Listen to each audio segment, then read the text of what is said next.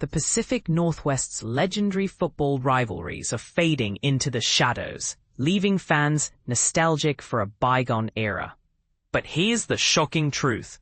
The gap between these once storied teams is widening, and it's not just about wins and losses. It's about the very essence of college football, where tradition, pride, and community are being sacrificed at the altar of realignment, NIL deals, and transfer portals. And this is the part most people miss. As the Pac-12 crumbles, the rivalries that defined a region are being left in the dust. This weekend, Washington faces Washington State in the 117th Apple Cup, while Oregon State travels to Oregon for a matchup that dates back to 1894. These games were once the pinnacle of the season, with fans eagerly anticipating the final weekend's drama as teams battled for bowl positions. But realignment has upended everything, creating a divide that goes beyond the scoreboard. Oregon State coach Trent Bray acknowledges the shift, noting that while the rivalry still offers a growth opportunity for players, it's not the same for them. Here's the controversial part. Is the modern college football landscape prioritizing money and mobility over tradition and loyalty? For fans, the nostalgia remains, but the players are navigating a different reality. As Bray points out, the constant movement of athletes between programs has altered the dynamics.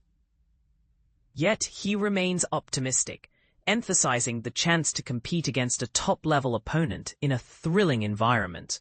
Meanwhile, the Pac-12's collapse began in 2022 when USC and UCLA jumped ship for the Big Ten, with Washington and Oregon following suit.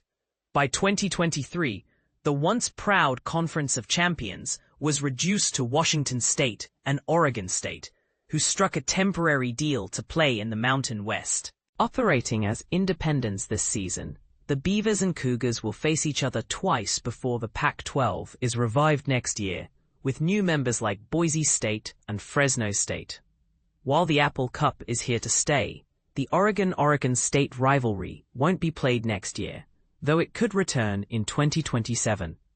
Oregon coach Dan Lanning insists the rivalry still holds meaning, citing the deep-rooted connections between fans and teams. But is that enough to sustain these traditions in an era of constant change?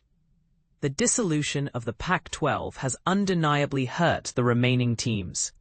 Both Washington State and Oregon State have lost coaches and key players to Power 4 schools, struggling to compete in the NIL landscape. Oregon State, after losing coach Jonathan Smith to Michigan State, promoted alum Trent Bray, but the Beavers have stumbled to a 0-3 start this season. Bray remains confident in his players and coaches, but the challenges are undeniable. Washington State, despite a strong 8-5 season last year, saw coach Jake Dickert depart for Wake Forest, taking several players with him. New coach Jimmy Rogers, fresh off a national title with South Dakota State, faces the daunting task of rebuilding with 75 new players.